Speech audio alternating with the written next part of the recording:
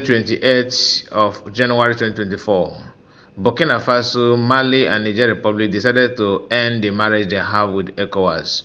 It was a very big shock to Ecowas because these three countries decided to, make it public as they announced it simultaneously on their national TV. They made it clear that they are not part and they're not ready to join Ecowas again. The military leaders of Mali, Burkina Faso, and Niger Republic jointly announced their withdrawal from the West African Regional Bloc, Ecowas. They went ahead to accuse the bloc of inhuman sanctions imposed on their three respective nations, purportedly in a bid to reverse the coup that brought them to power. In their joint statement read simultaneously on the state television of all three countries, they said, "We have decided in complete sovereignty. We have decided in complete sovereignty on the immediate withdrawal of Burkina Faso, Mali, and Niger Republic from ECOWAS Community of West African States, ECOWAS." They allege that the bloc has moved away from the ideal of its founding fathers and Pan-Africanism after nearly 50 years of being in existence. Furthermore, ECOWAS, under the influence of foreign powers betraying its founding principles, has become a threat to its member states and its population, whose happiness it is supposed to ensure, the statement read. Reacting to the news, ECOWAS claimed in a statement that it had not been notified of the three countries' decision to quit the bloc. ECOWAS said that its protocol provides that withdrawal takes up to 1 year to complete. Burkina Faso, Niger, and Mali remain important members of the community, and the authority remains committed to find a negotiated solution to the political impasse, the statement read. The 15-nation bloc, formed in 1975, is regarded as West Africa's top political and regional authority, but in the recent times, it has battled with self-credible disorders. This became even more evident during the Niger crisis of 2023, when Mohamed Bousma was ousted in a coup, widely supported by the citizens of Niger. Rather than taking its time to exhaust all political options at its disposal in resolving the impasse, ECOWAS constantly regurgitated the imperialistic, provocative demands of the colony west on Niger and exhausted gross insensitivity to the yearning of the local population. It took threats of reprisal for Russia and the allied nations of Mali and Burkina Faso to actually get ECOWAS to walk back its threat of invading Niger. Following this, the former French colonies swiftly severed military ties with France and disengaged from all existing colony agreements with French and other European nations, we still turned to Russia for support. This leads the three Sahel nations to sign a mutual defense pact in 2023. They then established the Alliance of Sahel States, AES, after signing the Liptok-Goma Charter, named after the Empoleus historical region. This was widely reported. In their press release, the three nations implied that ECOWAS never said or did anything while terrorists under West-backed regime like Bosoms massacred hundreds of their people on a daily basis. They said the reason they took power in the first place was because they couldn't bear watching their people suffering and die in the senseless manner. They were dying due to avoidable terrorist activities that they said benefited the West. They accused the West of being sympathetic of terrorists and not being serious about ending the terrorism. They wondered why and how ECOWAS suddenly found his voice and began threatening invasion and placed sanctions to hurt their citizens only when French and Europe and America began making demand on them. This, they said, is unacceptable and therefore means their interest in ECOWAS can never be protected. Given the given the overbearing influence of the West on the region bloc, that is ECOWAS. Hence, their decision to leave ECOWAS for good. This is interesting. Bottom line, Russia's place as the big brother nation to these Sahel countries has now been effectively consolidated in both words and deeds.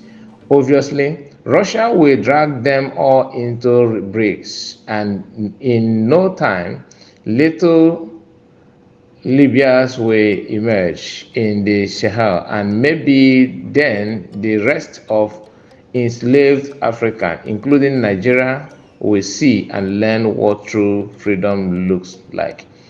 This is the information that is being dished out. You see the difference between other countries and Nigeria. This is the countries that is very, very close to Nigeria, and they have nothing to compare Nigeria.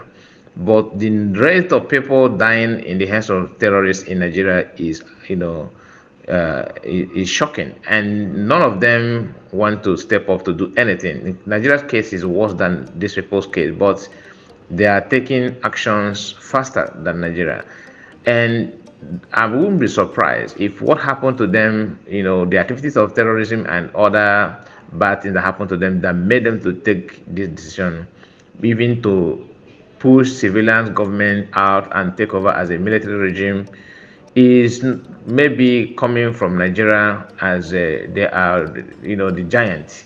But in this case, those small countries, to compare Nigerians, are more smarter and wise and proactive than Nigeria.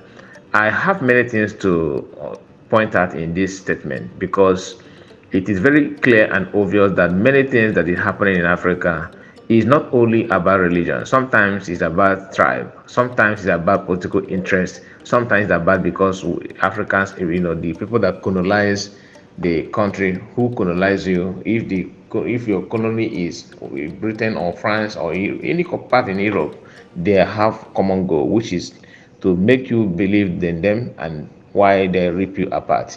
What these people have done is commendable to me, as long as it's something that will benefit their people, and they have seen the reason to fight and defend themselves. There's nothing to compare that should be the best way to go. Now, I would like you to tell me what you think about this because it is a news that is very, very popular, and everybody is seeing the handwriting on the wall. Nigerians are still blindfolded. Imagine if Russia did not step up to defend this country, this Mali, Niger, and Burkina Faso. Nigeria would have been showing their powers in their country by invading them. But how can you go there when Russia is in presence? So that is another thing, and they have shamelessly walked out from the whole from the whole thing. Today, the three countries have backed out from ECOWAS. What do you think about it? And who is going to be the allies of Nigeria? Because remember, these three countries are countries that share borders with Nigeria. So the country is Benin Republic. They are the only country that is in ECOWAS that are still sharing border with Nigeria. And Cameroon is not part of it at the moment. But these people, Niger Republic, Mali, and Burkina Faso, are the Muslim countries. None of them are Christian countries, but they still, have the zeal to fight against terrorism. So sometimes it's not about religion; it's about tribe. That's why when you hear people saying "Fulani, Fulani, Fulani," people may think that you are talking about Islam. It's not. It's the agendas of the people who parade themselves as the leaders of the country. That is why it is very funny when you see some people thinking that Nigeria has everything to, be in a war having this security challenge they're having at the moment. So countries that border with them are also, taking back step. They don't want to involve themselves with much things that Nigeria, get involved, because they know the antecedents of Nigeria and they know the insecurity, people that are trying to invade their country, and the attack from banditry and Boko Haram and all the insurgency that we are having in the north, down to the south and southeast and every part of the country. Those countries are aware of it. They know that Nigeria is in a serious mess, and they are not, shying away from, turning their back on Ecowas, because they know even Nigeria is the, should I say, the leader of Ecowas at the moment. That was why everybody is waiting for Tinubu to make a comment before the invasion of all this Mali and Burkina Faso and all that. But the presence of Russia have scared them away. So that tells you that ECOWAS they are just powerless. And what these three leaders from these three countries, Burkina Faso, Mali, and Niger, what they said is actually the truth. That the West are the one controlling them, piloting the affairs of ECOWAS. They can't do anything without the approvals of ECOWAS, without the approvals of the West. And you ask yourself, are they really or truly independent? That's the problem. That's the major problem. So tell me what you think about this video. Tell me what you think about Mali, Burkina Faso, and Niger leaving ECOWAS. What do you think is going to be fate of ECOWAS, and where will Nigeria stand? The way things are going. They are talking about facing Biafrans, and they're talking about insecurity, insurgency, and all that, which they themselves are the one who, arming these groups and pushing them down to other people's land for invasion. So I would like to hear from you on comment section. Thank you for watching the video. Please comment. I really want to hear from you. Subscribe if you have not. Follow me on my Facebook as well. Thank you so much and have a wonderful day, guys.